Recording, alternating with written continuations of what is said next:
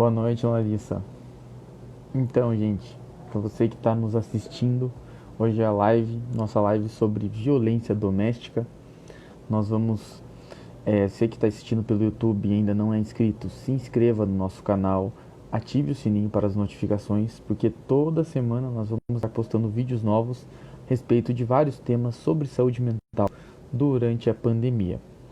Para falar conosco hoje, nós vamos trazer uma convidada, a doutora Patrícia Elk, ela que é especialista, psiquiatra, especialista em saúde da mulher no puerpério.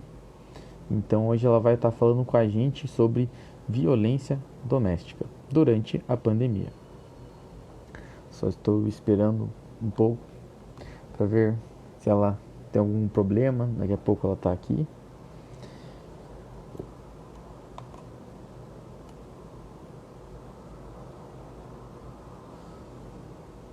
Acabou de entrar, então já vamos.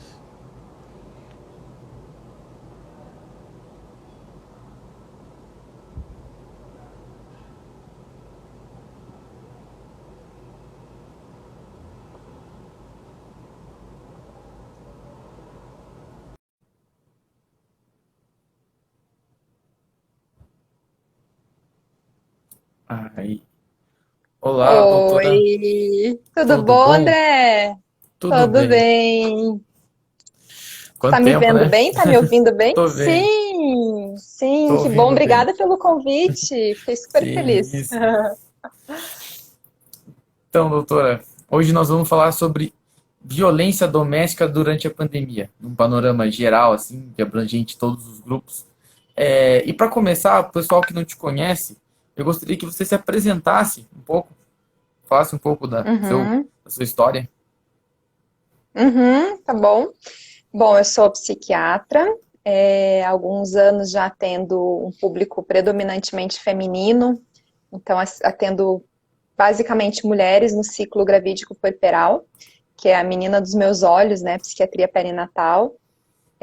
Mas, de fato, atendo muitas mulheres, né? Então, esse tema da violência doméstica é um tema que sempre aparece, sempre vem, sempre, né? A gente está sempre em contato com isso quando a gente está atendendo mulheres, né? E é mais ou menos isso que eu faço, André. Não sei o que que você acha que eu preciso falar mais.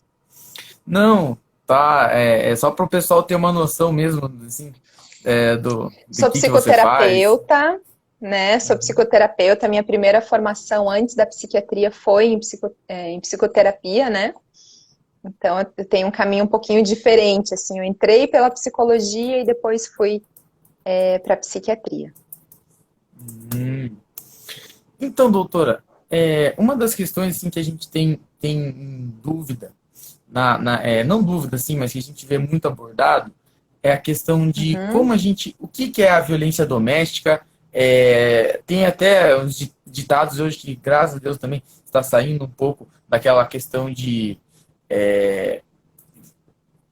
briga de marido e mulher não se mete colher, uhum, a questão, isso. Uhum, várias dessas questões, mas assim, todos nós, né, somos humanos, somos falhos e temos nossas desavenças. Mas aqui, até que ponto isso transforma? Qual que é o limiar, digamos assim, de ser uma violência doméstica ou não? E qual que são esses pontos? tá, então vamos lá. Para a gente entender a violência doméstica, a gente tem que entender, basicamente, começar pela questão de violência de gênero, né? Diferenças de gênero, como que a gente entende o papel de gênero dentro da nossa cultura, dentro da nossa sociedade. Então, esse é o ponto de partida para a gente entender a violência doméstica. Quando a gente quando a gente percebe a forma como as relações entre homens e mulheres se dão hoje, né? Não só hoje, mas isso vem sendo construído. A gente está falando de relações que são muito assimétricas, relações que que é atribuído ao homem um determinado papel, né, de superioridade, não só intelectual, mas financeira, né? A gente fala muito também na questão patrimonial, quando a gente fala em violência doméstica, né? A gente vai falar um pouquinho disso. Mas é atribuído, então, ao homem, dentro da relação, um papel diferente do papel da mulher. E a mulher, ela entra num papel no qual ela precisa atender a esse lugar, atender essa demanda, e tá o tempo inteiro atuando dentro disso. Então, a gente tem relações que são assimétricas, relações que são pautadas em papéis de gêneros pré-determinadas e não construídas, né? E esse é o combustível, esse é o motor, esse é o agente que autoriza o homem, né, autoriza ele a ser violento com a mulher. Porque a violência doméstica, ela tem, claro, todo um mecanismo muito próprio dela, de como que ela acontece, a gente pode falar um pouquinho sobre isso, a gente chama de ciclo da violência doméstica, né? Mas o que motiva ela, né, a gente tem que entender que é um homem que se sente no direito de ofender, de humilhar, né, de ser agressivo verbalmente, né, porque isso, ele entende que isso é o direito dele dentro daquela relação que é uma relação assimétrica. Então, a violência doméstica, ela tem várias facetas, né? A violência em si, vamos colocar assim o feminicídio como a ponta assim mais grave, né? Mas a gente vai ter, não mais grave, acho que mais grave pela questão da morte, né, André? O feminicídio é um assassinato, né? Então, nesse sentido grave, mas eu não quero diminuir a, a gravidade das outras Caso do violências, né? Mas a gente está feminicídio como falando. uma consequência máxima, né? Isso, obrigada, André, isso mesmo. Mas então a gente vai ter, assim, desde os comportamentos que são comportamentos que humilham a mulher ou que exigem dela que ela atenda à expectativa desse homem, né? Por exemplo, em relação à vestimenta, né? Em relação a comportamentos que são esperados para ela, né?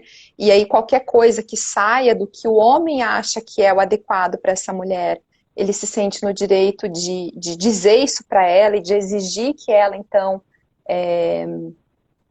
troque de roupa, ou deixe de sair com as amigas, ou porque ela não pode beber, né? Enfim, uma série de comportamentos que são esperados. A violência psicológica, né? Que aí a gente está entrando nas agressões, a gente está entrando nas humilhações verbais, né? A violência patrimonial, que muitas vezes é o que segura essas mulheres de conseguir romper com o ciclo da violência, é justamente a dificuldade, né, financeira e a dependência financeira, né? Então as políticas públicas que procuram cuidar da questão da violência doméstica precisam passar sempre por dar condições para as mulheres de gerenciar financeiramente, economicamente as suas próprias vidas, né? Mas voltando lá, então a violência patrimonial, a violência psicológica a gente falou, e aí a violência física, né? A violência física que a gente está aí assustados, né? Com o número, como disparou em comparação com o ano passado, né? Eu até queria contar assim para vocês, né? Que hoje, meu irmão estava lá na minha casa e ele estava me contando que a esposa, enfim, de um conhecido dele, já estava separada há anos, enfim, e aí o ex-marido se achou no direito de ir lá e agrediu ela, enfim. Anteontem, né, o meu vizinho estava com uma viatura da polícia em casa, porque estava a irmã dele, enfim, estava tendo uma situação também, e ele colocou ela na casa dele e o ex-marido veio atrás dela lá, né? Então essas histórias, isso para fora da clínica, né? Não estou falando do consultório, estou falando de gente que me conta coisas, isso só essa semana. Então a gente está realmente tendo um contato cada vez maior, sabendo mais de histórias, ouvindo mais situações, né? Porque realmente uma pandemia, né? Consequência da pandemia.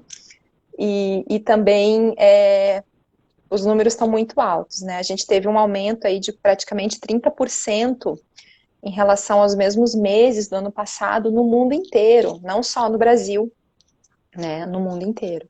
Então isso é uma coisa bem alarmante, né? No consultório também tem aparecido cada vez mais, né? As brigas, que eram brigas, né? Você até começou a tua fala falando justamente sobre isso, né? Sobre brigas. As brigas deixaram de ser brigas, né? E se transformaram em violências mesmo, né? Você está me ouvindo bem, André? Tô ouvindo bem. Eu tô ouvindo bem. Eu não sei se é só a questão da câmera. Me falaram que a minha tá meio ruim também, mas não sei se é a conexão que é. Mas Tá, o áudio tá bom. O áudio dá pra tá ouvir bom. tranquilo. Beleza. Só para avisar ao pessoal, quem quiser comentar, tiver algum comentário, alguma pergunta, pode deixar aqui que a gente vai estar respondendo à medida do possível. E, doutora, além da violência doméstica contra as mulheres, também há outro dado alarmante que, por exemplo, violência contra os idosos subiu uns 400% durante esse tempo de pandemia, Isso, contra as crianças também, e outros grupos de vulneráveis, com isso. certeza as motivações não são as mesmas, por exemplo, com relação ao cônjuge. Mas quais são as motivações, como identificar essas questões de violência contra esses grupos vulneráveis? Uhum. Então, André, aí a gente precisa falar um pouquinho dessa sequela patriarcal, que a gente vive hoje, né? Então, quando você fala que a motivação não é a mesma, eu até discordo um pouco. Eu acho que o motivador é o mesmo, né? São as relações assimétricas. Então, a gente tem que imaginar que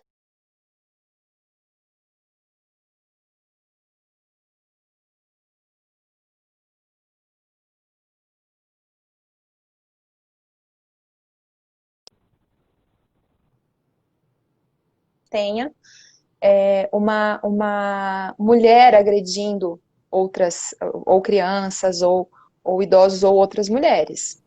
Então, na maior parte das vezes, o agressor é o homem, tá? Então, a gente precisa olhar o que está acontecendo com os homens, que nós estamos com esse aumento absurdo de violência. Contra quem? Contra as pessoas que ocupam outro lugar nessas relações assimétricas.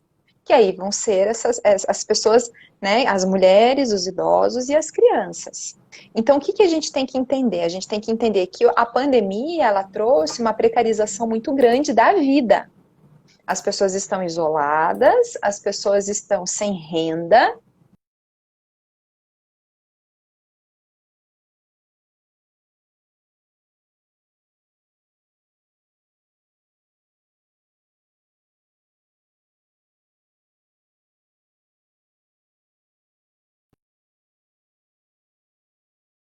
Vazar energia, enfim, poder sair, poder ver os amigos, né?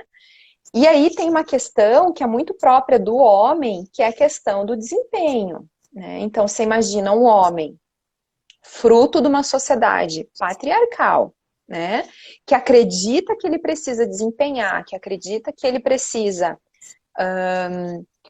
trazer o provento para casa e que as coisas têm que ser da forma como ele acredita, né? Dentro da casa. E estando numa casa, vamos colocar aqui com duas crianças, que é uma média ok para o Brasil, né? Duas crianças e uma esposa, né? Esse homem ele não se aguenta, né? E aí a gente precisa então entender, e existem várias tentativas de trazer os homens para esse diálogo da violência. O que se passa com os homens que eles não conseguem permear uma discussão, que eles não conseguem conversar sobre o que está acontecendo com eles, inclusive com as emoções que eles mesmos têm, né? E que aí isso parte para uma irritabilidade absurda, para violência, para agressão, como forma de dominação, né? Então, toda vez que a gente tem uma mulher ou uma criança ou um idoso que questiona esse lugar que o homem acredita que ele ocupa, né? Aí que a gente tem um jogo de poder, né? Então ele acredita que ele é o rei e vem alguém e diz que você não é o rei, né? E aí a gente tem guerra em casa, né? Então é mais ou menos isso que a gente tem que entender. Então a violência doméstica contra mulheres, ela não é muito diferente da violência doméstica contra crianças e idosos. Se a gente for pensar em quem é esse agressor. E esse agressor, invariavelmente, são homens. Tá? Você quer falar alguma coisa? Não, nós temos uma pergunta só para a questão que eu quis dizer, assim, que às vezes a motivação não é a mesma, porque às vezes a gente escuta muito a questão do homem com a mulher, naquela questão assim de um homem não aceitar a frustração, no sentido de, se essa mulher não pode ser minha, não vai ser de mais ninguém. E às vezes com certeza, né? Às vezes não tem essa relação, por exemplo, com o idoso com a criança. Mas tem sim, com certeza, essa motivação que você apontou da questão do empoderamento masculino, o dito, né? Empoderamento que, né, Isso. Mas é porque assim, ó, André, eu entendi o teu ponto. É assim, ó, a relação entre homem e mulher do ponto de vista de casal. Quando a gente tem um homem que entende que essa mulher é propriedade dele, é posse dele, e ela precisa estar para ele numa posição de submissão, a gente tem um terreno fértil para violência. Porque no momento em que essa mulher frustrar o homem, e ela vai frustrar, né? Porque o amor ele é pautado em frustração em cima de frustração. Né? Justamente, amar é justamente a gente tolerar as frustrações, né? Mas a mulher vai frustrá-lo e ele também vai frustrá-la, né? Agora, quando a gente tem esse cenário de relações, que eu chamo de relações assimétricas, que eu estava chamando aqui, aí nós vamos ter um cenário fértil para a violência. Desde o você não pode fazer isso, porque eu não quero que você faça isso, né? Que reflete muito a questão da posse, até a violência física mesmo e o feminicídio, né? O feminicídio, ele traz muito esse elemento que você pontua, que é o elemento da posse. Então, essa mulher, se não for minha, ela não será de ninguém, eu vou matá-la. Ela vai deixar de existir, já que ela está impossibilitada a ser minha. Né? Então, isso é uma coisa muito doentia, é um sintoma muito grave da nossa sociedade hoje, que são sequelas da nossa organização patriarcal. Nós temos uma pergunta aqui, que como lidar com essa queixa de violência no consultório? No consultório, do ponto de vista, assim, né? Vamos destrinchar isso daqui um pouquinho. Primeiro ponto, que violência contra a mulher hoje é notificação compulsória, né? Então, a gente tem as fichas, né, para preencher, né, e notificar essa violência. Agora, claro que a notificação, ela é uma obrigação dos profissionais da saúde, mas na qualidade de psicoterapeuta, o que a gente mais precisa entender é como que a mulher vai conseguir romper com esse ciclo e que tipo de apoio ela precisa para conseguir. Porque o ciclo da violência doméstica, ele é violentíssimo, né? Porque ele tem um início, que é um início de tensão entre o casal, né? Então, e essa tensão, as mulheres que sofrem violência, elas contam que essa tensão, ela é uma tensão boba, né? É a cerveja que derramou, é a criança que gritou, é o boleto que não foi pago, né? Então, ela é desproporcional, a tensão é desproporcional ao evento que desencadeia. E aí essa tensão vai aumentando, vai aumentando, vai aumentando, até que chega o ponto em que o homem agride. Né? E aí, depois da agressão, que vem um movimento, né, a gente chama de lua de mel, né? Que é a tentar agradar a mulher, né, trazer presente, pedir perdão, dizer que isso nunca mais vai acontecer, né? Então a mulher, ela vive presa nessa teia. Porque quando a tensão começa, né, as mulheres, elas começam até a se esconder, a buscar sair de casa, a tentar fazer de tudo para que nada saia do lugar, para que não desperte no homem essa ira, essa raiva, né? Mas ela não consegue. Né? E aí depois, então, ela vive tensa, e depois, quando ele bate nela, quando ele agride, ou quando ele a machuca verbalmente ou fisicamente, aí eles entram no momento em que, puxa vida, é a última vez mesmo, nossa, mas ele gosta tanto de mim, né? E às vezes, a mulher, muitas vezes, ela sabe que ela precisa sair, ela sabe que a relação tá abusiva, ela deseja isso, mas ela não tem apoio, nem de família, ela não tem apoio financeiro, ela não tem a sua autonomia econômica para conseguir sair.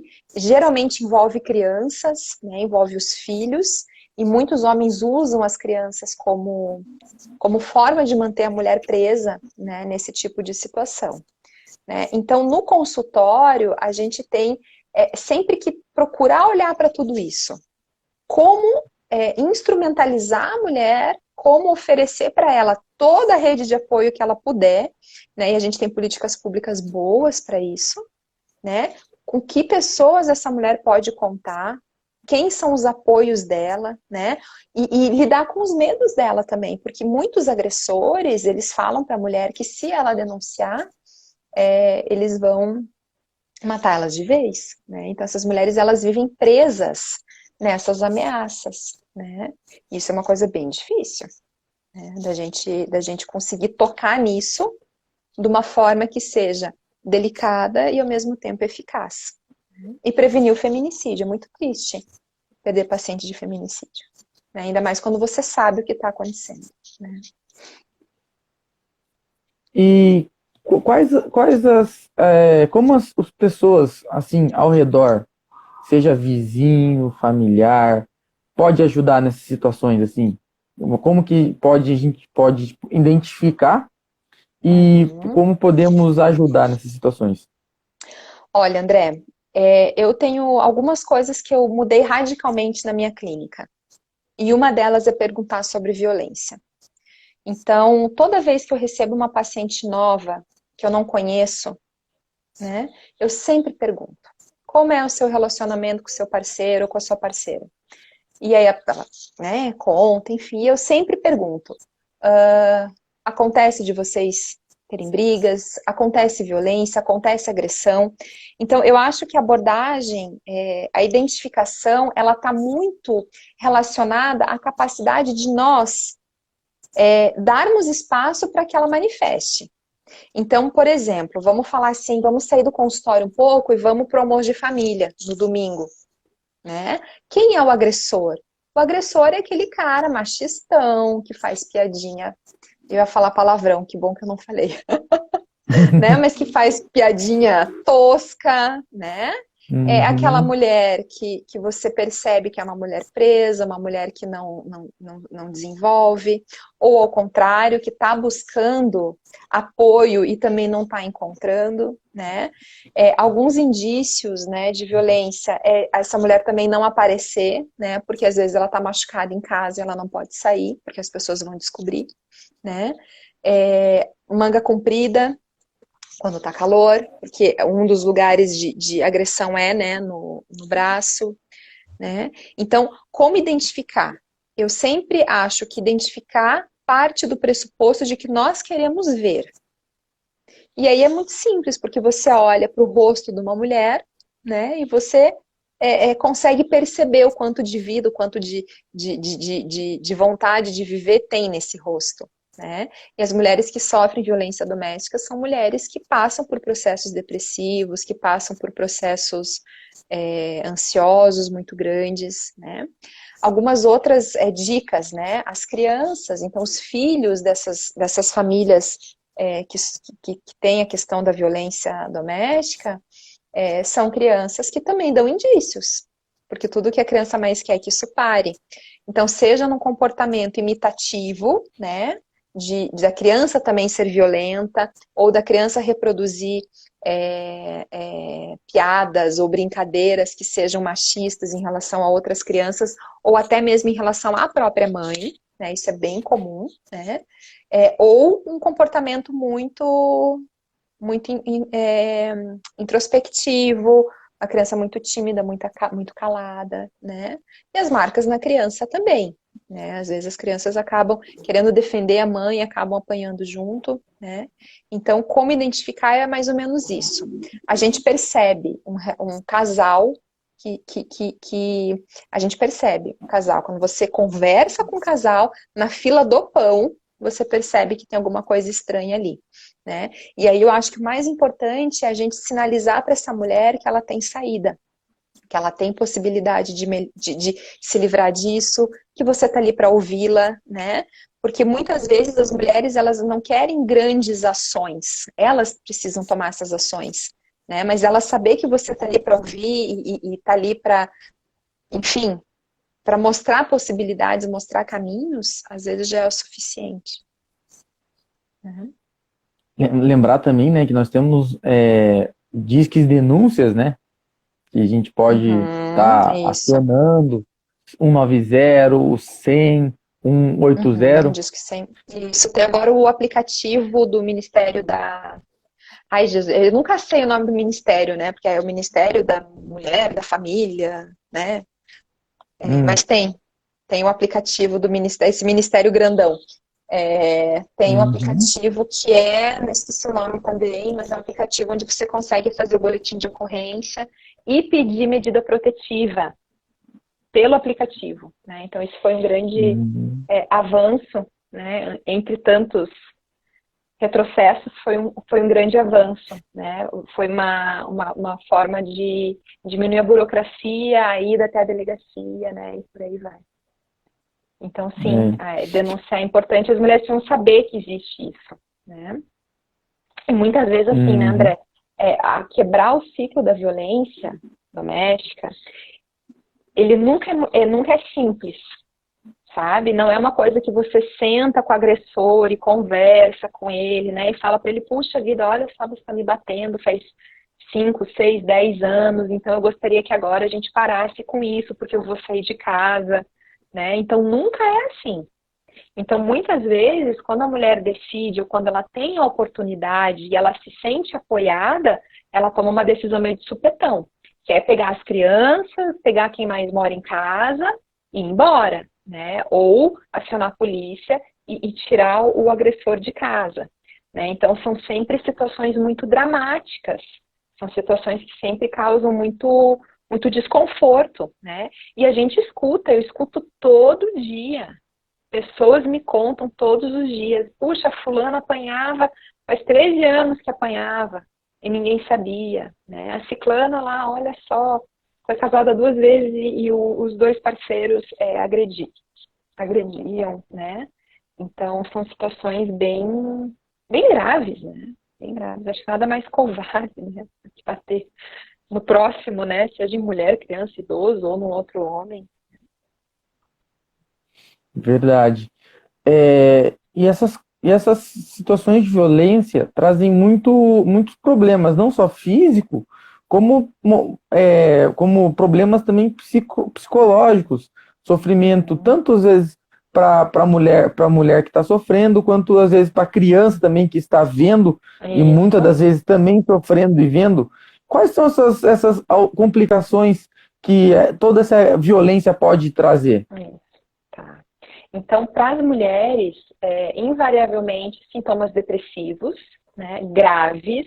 Então, são mulheres que experimentam uma baixa autoestima, que se sentem culpadas, inclusive por ter escolhido estar com esses parceiros, né, porque a maior parte realmente em algum momento escolheu porque estava apaixonada, né, e acabou caindo num relacionamento assim. Então, baixa autoestima, culpa, sensação de incapacidade, sensação de não conseguir quebrar o ciclo da violência, né?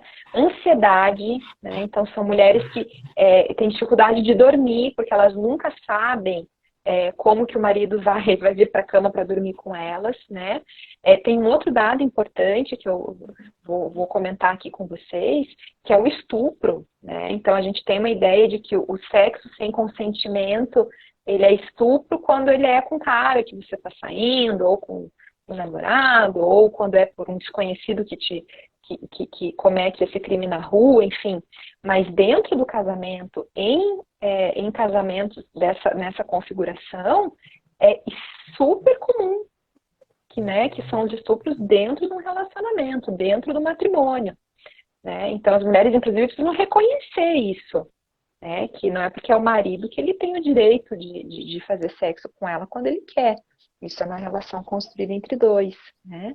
Então você imagine como é que dorme uma mulher dessa, né? Que está no seu quarto e que não sabe o que vai acontecer com ela. Então, insônia, né? Ou muito cansaço, né? Cansaço recorrente, angústia, crise de pânico. Então, tudo isso acontece quando você está morando num lar violento. Até em Nas questão. crianças, diga, pode falar.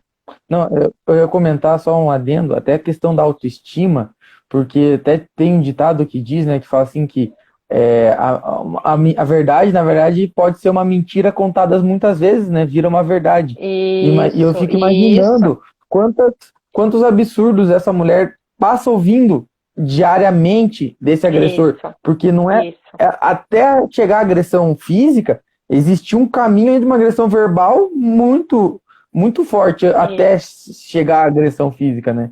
Ah, Isso por mesmo. exemplo, né? Ah, você não presta, e essa comida que não sai, e essa roupa não Isso. lavada, e você é isso, você é aquilo, e por aí vai, E né? por aí vai, isso mesmo. Então, é uma forma de fragilizar a mulher para ter a dominação sobre ela. Então, você não presta para nada, e aí eu tenho poder em cima de você. Essa é a dinâmica que acontece nesses casais. Né? E quando a mulher esboça que vai sair disso, ela vai quebrar esse vínculo de dominação, de poder, aí geralmente vem a agressão física, o estupro, né? Vem mais humilhações, vem privações. A gente teve também um aumento muito grande de cárcere privado de mulheres, né? Agora na pandemia. Tá? Aí você tinha me perguntado sobre consequências disso para as crianças. A gente falou um pouquinho ali, né? É exatamente E, aquilo que eu estava falando.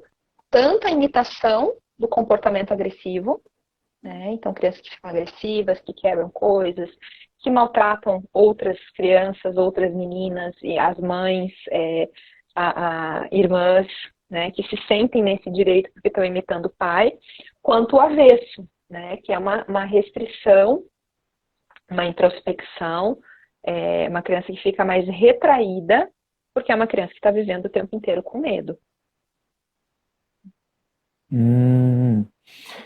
doutora, a gente tinha comentado antes sobre a questão que você tinha comentado que a gente na fila de um banco, na fila de um mercado, a gente vê um casal e vê que tem algum problema, né? Né, parece que tem uma relação abusiva ali. Mas eu percebo também que às vezes tem muita gente que fala que tem muito casal, que principalmente, às vezes, não na fila de um banco, mas na roda de amigos, tentam manter uma imagem assim, tipo, não sei se é de um casal margarina, vamos supor assim, né? Aquele Sim. casal perfeito e tal, mas também não tem até outro ditado, né, que diz, né, que você pode enganar muitos por pouco tempo e poucos por muito tempo, mas você não pode enganar todo mundo todo o tempo. Então, fatalmente, alguma hora, esse casal vai dar sinais. Entendeu? Tem uma pergunta aqui: Isso. se existe algum sinal precoce que pode identificar uma relação de abuso, que a gente pode assim, sabe, igual fala na neurologia, né, um red flag, assim, que pode acender uma luz, assim, que, ó, tem uma coisa errada Sim. aqui. Eu até, assim, arrisco dizer que sinal precoce de relacionamentos abusivos, eles vão morar dentro de uma palavra chamada machismo. O machismo é o motor das relações de dominação, né? E é o motor, é o que alimenta a ideia de uma relação assimétrica e é o que vai autorizar o homem, a crença no machismo. A crença, o que é a crença do machismo, né? É o homem acreditar que ele é superior, que ele é melhor, que ele desempenha mais, que ele é mais importante, que a mulher precisa servi-lo, que a mulher é um objeto do seu consumo, do seu uso, né? E isso daí é o que vai tacar lenha na fogueira da violência. É isso que autoriza o homem a ser violento. Então, se existe um sinal precoce, eu sempre fico muito atenta às piadas. Sabe, piadinha machista, besta, né? Eu acho que isso é um sinal precoce. Porque quando a gente manifesta numa piada, a gente, obviamente, pode estar só brincando, né? Que nem diz Freud, às vezes um charuto é só um charuto, mas há algo que passa por aí, né? E isso revela o que esse homem pensa da sua relação com a sua companheira. né? E isso é um sinal precoce. Outros sinais precoces são escolher roupa, não permitir sair. Então é aquela menina aquela mulher que gostava de ir na balada, ia pro rolê, né? Que fazia tudo o que ela queria, começou a namorar, parou de fazer, né? Parou de fazer, não faz mais. Por que que não faz mais? Ah, porque o fulano não gosta que eu saia, não gosta que eu esteja com as minhas amigas. Aqui a gente também já tem indício de uma relação que passa pela posse, né? Então isso também já é um sinal bem precoce que pode lá no futuro trazer uma questão de violência contra a mulher.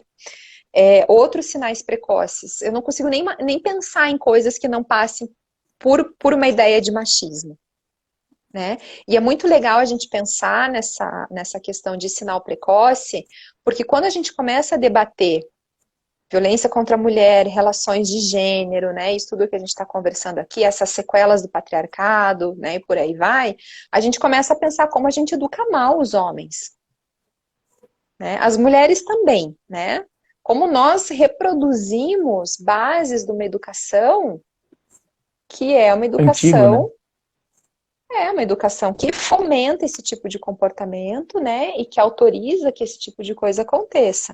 Então, a gente precisa fazer essa reflexão também, né, e aí talvez o mais precoce de todos os precoces, né, já que a gente está voltando lá atrás, é a famosíssima frase, né, você está chorando igual uma menina, né, você chora igual menininha, né, porque aqui a gente já tem, a gente já vai colocando dentro da cabeça das crianças de que as meninas choram e de que os homens não podem chorar. Isso vai causando um bloqueio nos homens, que é um bloqueio de acesso às suas próprias emoções, né? Então, tudo que é da esfera do emocional, do irracional, do ilógico, da natureza, ciclos da lua, menstruação, né, XYZ, isso tudo faz parte da mulher, não faz parte de mim, né? E eu, como homem, eu preciso me preocupar em ter um bom desempenho.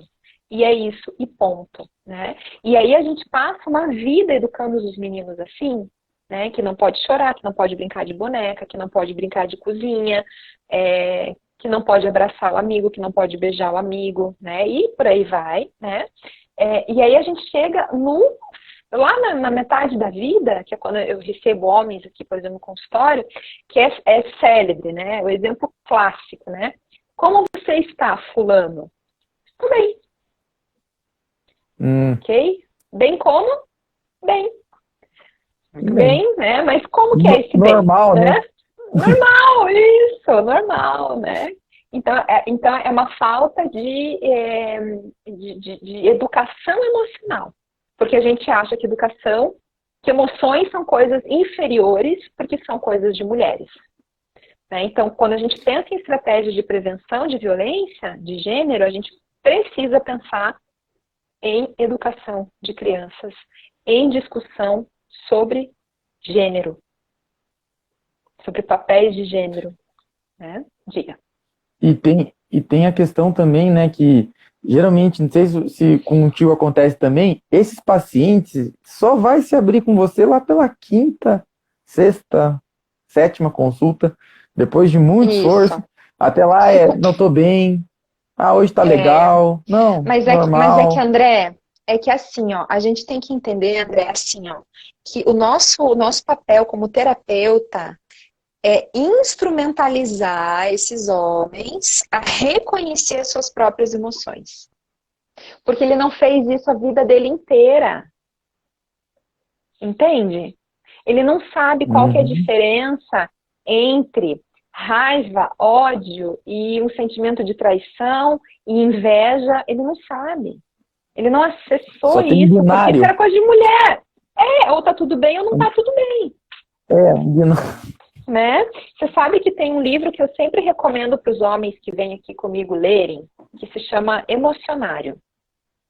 O Emocionário é um livro, eu sempre brinco com os homens, né? Que é um livro que eles encontram na sessão infantil, né? Porque é isso mesmo, né? Você tá rindo, mas é isso mesmo. O Emocionário é um dicionário de emoções. Parece uma coisa boba, mas não é. É profundamente pedagógico. Porque como que a gente vai falar sobre uma emoção que me desperta?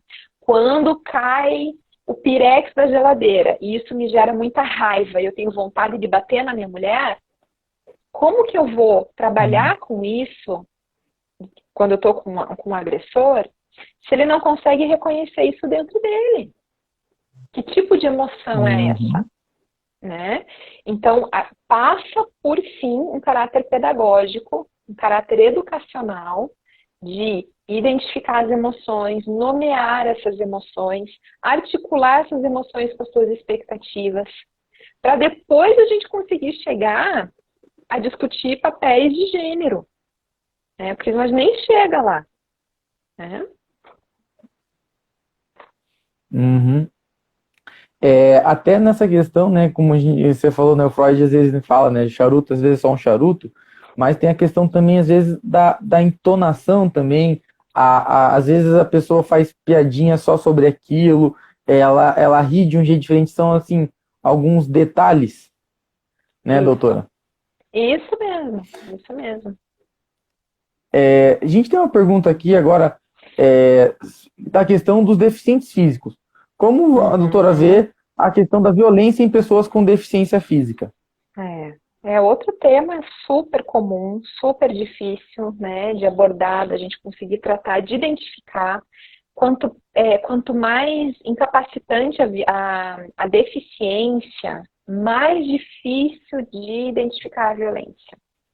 Né? Então, isso daqui requer das equipes que cuidam, né, de pessoas portadoras de deficiências, requer, assim, um olho de águia, porque passa batido mesmo. Né? Desde contenção, os exemplos que eu vou dar para vocês são exemplos reais, que eu já presenciei, né? Contenção na cama, porque atrapalha, né? Privação de comida, porque dá trabalho, né? Agressões em lugares onde normalmente não se vê, né? Então, barriga, tórax, né? A parte superior da coxa, né? A violência sexual também é super comum em portadores de deficiências, né? Principalmente se tiver deficiência intelectual associada. Né? Então, são indivíduos que são, sim, mais vulneráveis dentro de uma sociedade que é super desigual. Né? Então, a corda sempre rola para o lado dessas pessoas. Né? Então, sim, a violência contra pessoas com deficiência também aumentou, né, nesse período. E a gente vê essa questão, são vários fatores, né? Um deles é essa questão, assim, eu acho que isso permeia um pouco a questão do machismo, na questão de, não, meu filho tem que ser perfeito, não aceito um filho que muitas vezes falam, né, deformado.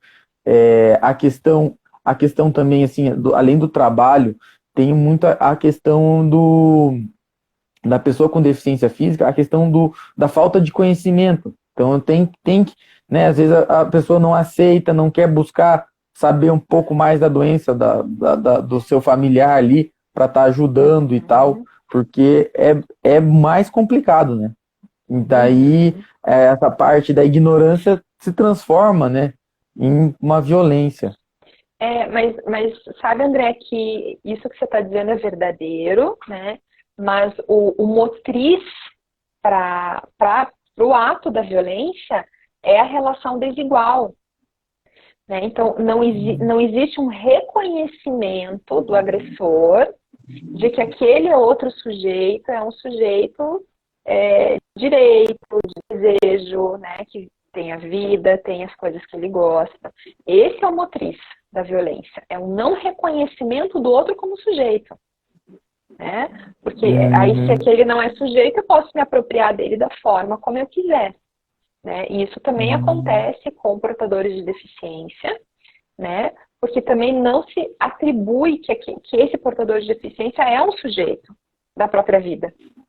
Né? Não, ele é um deficiente, ele não ouve, ou ele não fala, ou ele tem uma deficiência intelectual. Entende? Então, a violência ela sempre vai aparecer na relação que é desigual. Né? E é por isso que a causa feminista ela nunca foi tão urgente. Né? Porque o que as feministas pontuam? Que a gente precisa rever esse lugar desigual. A gente precisa entender que isso é sim um fato, né? A gente tem pessoas que ainda negam que isso seja um fato, né? Ah, não, a violência doméstica ela é consequência de um homem nervoso em casa, um homem preso numa pandemia. Claro que não. A violência doméstica ela é fruto de uma relação que foi construída como desigual. E ela só foi construída porque culturalmente é assim que a gente concebe. Né? Então, a questão da luta feminista é essa. É a gente parar para refletir isso e começar a falar de relações igualitárias. Tá? Então, a gente precisa realmente começar a se atentar a essas questões. Doutora, agora você me suscitou um ponto importante, quer dizer, que me saltou assim uma atenção, na questão de você falar que realmente, concordo contigo, na questão de que a pandemia, não é que a pandemia suscitou a violência, né? Que os homens estão em casa, mas é que já havia então uma relação de abuso antes e por causa da pandemia, ela foi, na verdade, não é que ela surgiu na pandemia, mas é que ela foi potencializada na pandemia, é isso? Ela foi potencializada. Então, vamos lá, vamos entender esse mecanismo da pandemia. O mecanismo da pandemia é o seguinte: nós temos um casal construído no laço social, no qual o homem é atribuído ao homem o papel de desempenhar financeiramente, economicamente, ser o provedor do lar, e não só o provedor, mas o cérebro da casa. Certo? E a mulher sabe as relações de cuidado. É assim que a gente mais ou menos organiza. Certo? Uhum. Pandemia traz isolamento, pandemia traz precarização da vida. Nós estamos com um contingente de 13 milhões de desempregados. Acho que é esse o número, acho que talvez até tenha aumentado um pouquinho mais. As pessoas estão sem renda, as pessoas estão em casa passando necessidades.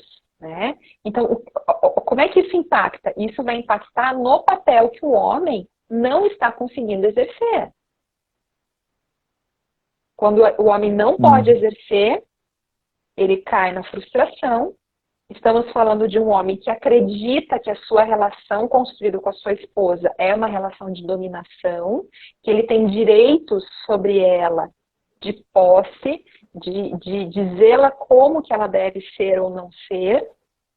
E aí, quando esse homem cai na frustração porque ele não consegue mais desempenhar da forma como ele era posto, esse homem frustrado vai se voltar para a mulher.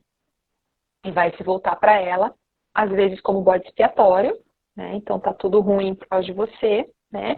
E às vezes como forma de manter as relações de poder. Okay? Porque, veja, tem uma coisa bem curiosa acontecendo socialmente na pandemia também, que essas famílias que perderam emprego, que os homens perderam emprego, quem está mantendo essas famílias são as mulheres, porque elas fazem pão, elas vão fazer uma diária, elas vão, né, elas acabam se expondo mais ao trabalho informal. Ok? E aí explode a violência. Isso aí porque aí a única, digamos assim, a fonte de poder que o homem tinha, que seria o sustento do lar, agora não tem mais. E aí isso causa uma frustração e ele tenta compensar isso de outra forma. Compensar não, ele não é que ele tenta compensar, ele procura manter a relação de poder. Mesmo quando ele está vazio de função. Ele está vazio de função. Mas ele precisa se manter no poder. E aí ele vai para cima da mulher. Entendi. É complexo o negócio. Então, a pandemia em si, ela potencializou esse tipo de disputa dentro das casas. Né? E aí tem outros fatores que estão relacionados ao isolamento, que essas mulheres antes podiam sair, elas pegavam os filhos e iam para casa da mãe, iam para casa da madrinha, da tia, né, da prima, né, quando o ciclo da violência começava na tensão. E aí, quando elas voltavam para casa, às vezes as coisas já tinham baixado um pouco. Né? Então, existiam mecanismos protetivos para que a violência não acontecesse. Agora, na questão do isolamento da quarentena, tá todo mundo em casa junto. E não tem para onde ir, não tem para onde sair. Né? E aí, se não tem para onde sair, esse ciclo da violência ele se completa. Aqui nós temos uma pergunta aqui. Assim como os meninos, as meninas podem reproduzir o que vivenciam.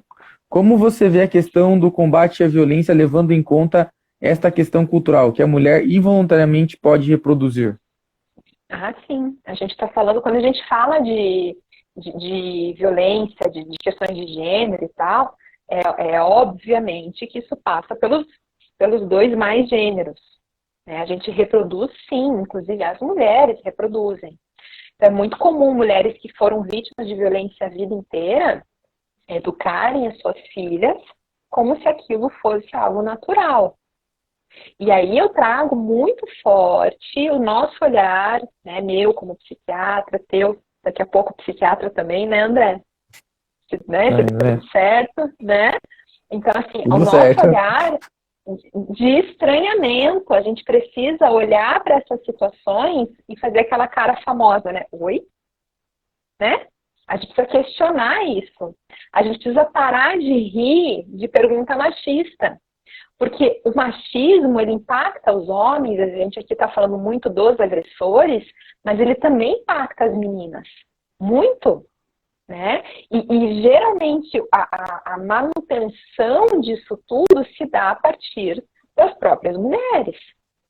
Né? Então, sim, essa pergunta ela é super pertinente, no sentido de que não existe uma saída possível que não trate disso de uma forma universal. Né? De um debate universal e que inclua todos os tipos de gêneros, de machismos e de papéis e por aí vai. Tá? E eu acho importante essa discussão começar, assim, também ser levada para dentro de casa, porque por mais que, assim, a gente como sociedade fale sobre essas questões, o peso que tem uma mãe ou um pai sobre os filhos na questão, assim, do que é certo e errado, na questão da criação, é um peso grande, que às vezes excede, é maior do que o da sociedade. Então a sociedade está debatendo, mas a mãe fala contra, às vezes a criança fica naquela dúvida, né, quem que eu acredito, mas muitas das vezes acredita ainda que aquele modelo de casa violento é o modelo correto, é o modelo normal, né? Uhum. Eu acho que isso tem muito a ver assim, com o que a gente tá presenciando, André, do desmonte do SUS, do desmonte da rede de apoio que foi construída ao longo aí das últimas décadas, vamos colocar assim, de apoio à mulher e às famílias, né, e às crianças, inclusive, né, e do desmonte da educação. Quem trabalha com abuso infantil sabe que o lugar onde o abuso infantil é denunciado é na escola. Né? Abuso sexual e abuso físico também. Então, a gente tem que entender que, sim, a família, ela é tudo na nossa vida, desde que ela não seja abusiva. Porque a partir do momento em que a família é abusiva, aí a gente vai cair naquela discussão de que briga de marido e mulher, ninguém mete a colher. Né? É a mesma coisa. Então, na educação de filho, ninguém mete a colher? Não é assim. Né? A criança, ela vem de um pai, vem de uma mãe, mas ela é um cidadão. Ela é um agente que vai construir tudo aqui que está posto, todo mundo. Né? Então, dissociar a educação de crianças da família, o que eu quero dizer com isso? Eu quero dizer com isso que os espaços construídos nas escolas, nos debates, os espaços acadêmicos, os espaços de expressão intelectual, de expressão artística, são os espaços onde a criança adolescente, vai fazer um movimento reflexivo de, inclusive, questionar o que ela vive em casa. Né? Então, para que a criança possa parar e pensar, nossa, mas meu pai bate na minha mãe, isso não é legal. Por que ela vai achar que isso não é legal? Porque ela vai ter contato com alguém que está dizendo para ela que isso não é legal. Entende? Então, se a gente coloca toda a responsabilidade em cima da família, os abusadores estão dentro da família. Que possibilidade a gente vai colocar, que responsabilidade a gente vai conseguir colocar, então, nessa relação com a criança? Então, isso é uma coisa bem complexa da gente pensar. Então, quanto mais espaços de debate, quanto mais espaços de crescimento, de troca de ideias, né, de reflexões sobre a vida, sobre sexualidade, sobre relações de gênero, todos esses temas que parecem que são tão tabus, mas não são, né, melhor para todo mundo. Né? Tem uma pergunta aqui que é bem pertinente. Como convencer a pessoa que ela é vítima se ela se acostumou ao silenciamento? Que ela, digamos, ela já aceitou que a vida é assim e que já não vejo assim, a luz no fim do túnel. E como convencer ela de que não é para ser assim? Então, aqui a gente tem vários pontos para debater também, né? O primeiro deles é que eu estou muito convencida de que a gente não convence ninguém de nada. Né? A pessoa tem que ter uma abertura, né? A pessoa tem que ter uma abertura dentro dela para enxergar algumas coisas. As mulheres que são vítimas de violência durante muitos anos, elas vão ficando com a autoestima tão baixa, mas tão baixa, que não é nem uma questão de que ela se acostumou com o silenciamento. É uma questão que ela não tem mais esperança. A esperança morreu dentro dela. Porque ela teve tantos momentos em que ela teve esperança de sair disso e deu errado, seja porque ela foi agredida de novo, seja porque a pessoa que ia dar apoio para ela não deu, seja porque ela pegou as crianças e foi para um abrigo, chegou no abrigo e não tinha vaga, seja porque ela não conseguiu financeiramente se bancar, né? Então, ela vai caindo em tantas desesperanças e mais desesperança e mais desesperança e mais desesperança, que chega um momento em que ela se blinda disso. E isso é um mecanismo de defesa que a gente tem que ter muito cuidado em tocar. Porque muitas vezes a gente tem uma ânsia, né? Principalmente quando a gente é mais jovem, né? A gente tem uma ânsia de querer ver aquele paciente livre disso, né? E querer, vamos lá, vai dar tudo certo e tal, né? E às vezes a gente acaba fazendo mais mal para a pessoa do que bem. Porque a gente não sabe o que ela já passou até chegar na nossa frente, né? A gente não sabe as marcas que essa pessoa carrega no corpo, na alma. Então, convencer uma pessoa de que ela está sendo vítima de violência, eu penso que nunca vai ser o caminho. Eu acho que o caminho é mostrar a ela que ela é amada, que ela é querida, que ela sim pode ter um futuro melhor e que esse futuro pode ser conosco, né? Porque isso é uma coisa importante. A pessoa que é vítima de violência há muito tempo, ela não tem mais vínculos, ela não tem mais amizade. Né? Ela mal é mal, ela vai trabalhar e volta, né? Porque ela é tão cerceada da sua autonomia, dos seus desejos, das coisas que ela quer, que ela não sabe nem para quem pedir ajuda. Então, talvez, antes de convencer uma pessoa que ela está sendo vítima de violência, que tal você demonstrar para ela que ela é amada, que você gosta dela, que você se interessa pela vida dela, né? Estender uma mão. Né? Às vezes essa é a primeira portinha que a gente vai abrir para poder realmente olhar para tudo que aconteceu na vida dessa pessoa. Né? A denúncia da violência, a quebra do ciclo da violência, ela nunca é precoce, ela é sempre tardia. Basta a gente ver a Maria da Penha, né? Que quantas violências ela sofreu para conseguir se livrar disso mesmo. Né? E mesmo assim com sequelas, né? É isso aí. Infelizmente nós chegamos ao nosso término do nosso tempo, estamos acabando aqui. Daqui a pouco o Instagram corta nós. Mas muito obrigado, doutora, pela sua participação. Agradeço muito.